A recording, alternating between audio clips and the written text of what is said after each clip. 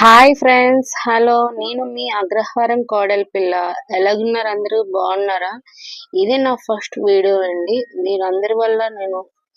మీరందరూ నాకు సహకరిస్తారని కోరుచున్నాను. లైక్ అండ్ సబ్స్క్రైబ్ చేయండి, మర్చిపోద్దు. ఇదిగోండి, నిన్న వైజాగ్ రామ మందిరం దగ్గరికి వెళ్ళాము. వైజాగ్ రామ మందిరంకి వెళ్తే మరీ టూ మచ్ అండి. చిన్నపిల్లలు కూడా చార్జ్ చేస్తున్నారు. ఒక 5 ఇయర్స్ 4 ఇయర్స్ బేబీకి కూడా చార్జ్ చేస్తున్నారండి. అది చాలా తప్పు కదా.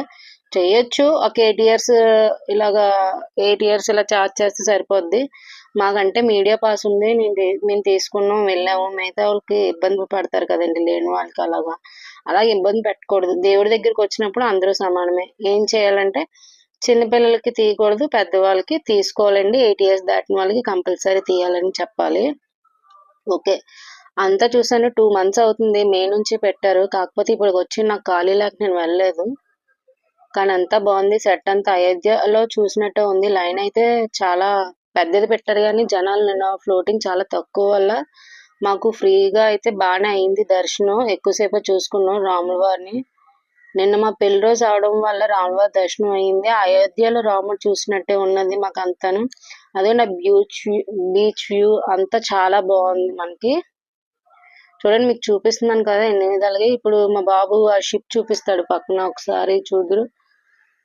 బీచ్ అయితే చాలా బాగుందండి అంతాను. రామ మందిరం అయితే చూడవలసిన ప్లేస్, నాకు తెలిసినంత వరకు చూడవలసిన ప్లేస్ రామ మందిరం. ఎవరైనా చూడలేని వాళ్ళు ఉంటే వెళ్ళి చూడొచ్చు. అదే మా హస్బెండ్, మా పెద్దోడు, మా చిన్నోడు వెళ్తున్నారు లోపలికి.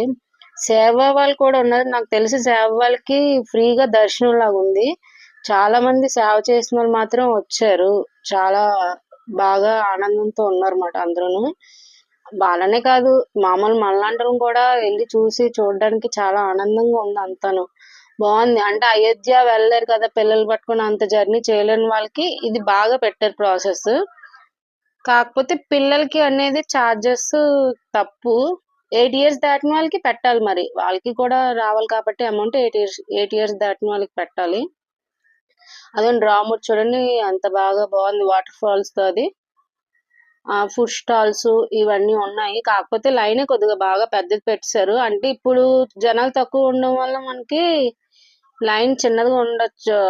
అంటే నడడానికి ఇబ్బందిగా ఉంది, కానీ జనాలు ఫ్లోటింగ్ ఉన్నప్పుడు మాత్రం అది కంఫర్ట్ గా ఉంటది. మనకి ప్రసాదం కౌంటర్ ఉంది, లస్సీ, బాదం మిల్క్ ఉంది, అక్కడ Madugula halwa, dairy, ice creams అన్ని ఉన్నాయి మనకి. ఇంకేటి స్నాక్స్ అవి లైన్ లో నించొని తినొచ్చు. అదిగో రామ మందిరం